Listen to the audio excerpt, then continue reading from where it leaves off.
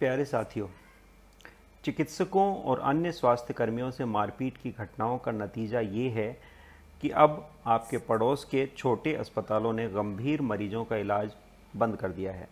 Covid महामारी में आपने खुद देखा कि किस तरह कुछ मिनट ऑक्सीजन या इलाज ना मिले तो मरीज की जान पर बनाती है। किसी आकस्मिक गंभीर बीमारी से ग्रसित मरीज के इलाज में शुरू के कुछ घंटे सबसे महत्वपूर्ण होते हैं। जैसे हृदयाघात के मरीज को शुरू के 3 घंटे में थ्रोम्बोलाइटिक इंजेक्शन लग जाए तो उसकी वो धमनी जो अचानक ब्लॉक हुई है वो खुल सकती है, लेकिन कुछ हिंदुस्तानियों के जाहिल व्यवहार का नतीजा है कि हृदयाघात के अधिकांश मरीजों के पहले 3 घंटे तो एम्बुलेंस में एक अस्पताल से दूसरे अस्पताल जाने में ही निकल जाते हैं। जब तक वो किसी सुपर स्पेशलिटी अस्पताल में पहुंचता है तब तक कई बार उसके हृदय का एक बड़ा हिस्सा हमेशा के लिए मृत हो चुका होता है। महंगे से महंगा इंजेक्शन या ऑपरेशन भी अब उस मृत हिस्से को वापस जीवित नहीं कर पाता। इसलिए जब भी आप किसी चिकित्सक के साथ हिंसा करते हैं तो आप दरअसल ये सुनिश्चित करते हैं कि सैकड़ों गंभीर मरीजों को समय पर इलाज न मिल पाए। विडंबना है कि भारत में जिस किसी को भी ईश्वर का दर्जा दिया गया उसका भारतवासियों ने बुरा हाल किया। गंगा को माँ कहा लेकिन उसे मैला कर दिया, नारी को देवी कहा लेकिन उसकी या तो भ्रूण हत्या कर दी या उसे दहेज के लिए जला दिया। चिकित्सक को धरती का भगवान कहा लेकिन उसके साथ आए दिन मारपीट होती है। चिकित्सकों के साथ हिंसा एक गंभीर समस्या है। हमें इस समस्या की तह तक जाना होगा, इसके मूल कारण खोजने होंगे। पहला कारण है कम्युनिकेशन गैप, और ये गैप 2 स्तर पर होता है। पहला गैप मरीज के प्रोग्नोसिस को लेकर होता है। अस्पतालों में होता ये है कि मरीज के अटेंडेंट हर रोज़ बदल जाते हैं, कभी भाई तो कभी पिता, कभी मामा तो कभी पड़ोसी, और कभी कभी तो उनके वार्ड का पार्षद अटेंडेंट बनकर सामने आता है। भर्ती के समय जिस अटेंडेंट को मरीज की बीमारी के बारे में बताया जाता है वो व्यक्ति मरीज की छुट्टी के समय गायब हो जाता है और उसके स्थान पर कोई स्थानीय नेता होता है जिसे मरीज के स्वास्थ्य से कोई मतलब नहीं होता। उसे तो केवल अपनी नेतागिरी चमकानी होती है। उसके लिए अस्पताल में की गई हीरोपंथी उसका चुनाव प्रचार होती है।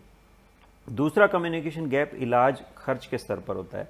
मरीज के परिजन कई बार निजी अस्पतालों में भर्ती के समय इलाज के अनुमानित खर्च के बारे में अस्पताल से पूछते नहीं हैं, या फिर पूछते भी हैं तो भर्ती के समय मरीज की गंभीर हालत को देखते हुए वो इलाज खर्च की परवाह नहीं करते। लेकिन जैसे जैसे मरीज के स्वास्थ्य में सुधार होता जाता है वैसे वैसे वो खर्च उन्हें ज़्यादा लगने लगता है।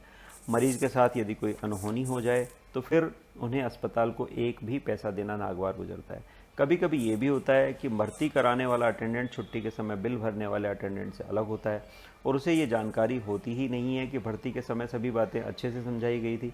इसीलिए आजकल अस्पतालों में भर्ती के समय सभी बातें लिख कर समझाई जाती हैं और कई जगह तो इस वार्तालाप की वीडियो रिकॉर्डिंग भी की जाती है।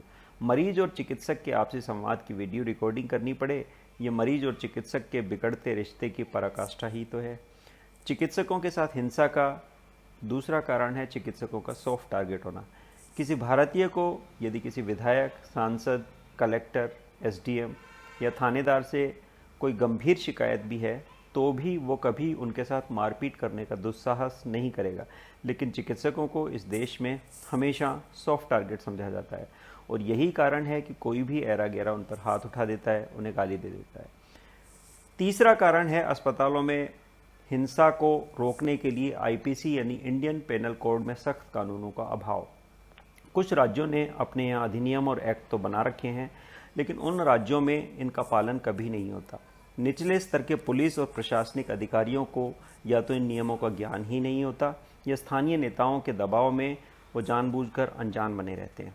इतिहास गवाह है कि जब तक इस देश में किसी कुरीति के खिलाफ कोई सख्त कानून नहीं बनता तब तक वो कुरीति समाज से नहीं जाती। दहेज हत्या, बाल विवाह, छुआछूत कुछ उदाहरण हैं।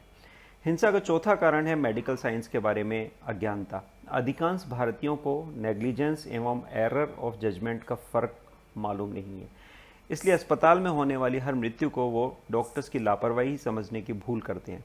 दुर्भाग्य की बात है कि ऐसी भूल कई बार निचली अदालतें भी कर देती हैं जिसका खामियाजा डॉक्टर्स को भुगतना होता है।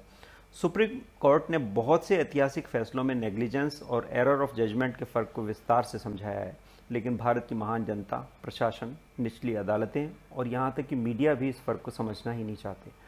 उनकी नज़र में अस्पताल में हुई हर मृत्यु का दोषी सिर्फ और सिर्फ चिकित्साकर्मी होता है। ये सत्य है कि कई बार नेग्लिजेंस होती है, लेकिन सरकारी अस्पतालों में काम का दबाव एवं आवश्यक संसाधनों एवं चिकित्सा कर्मियों की कमी उस नेग्लिजेंस का मुख्य कारण होती है, जिसकी जिम्मेदारी सरकारों की है, न कि चिकित्सकों की।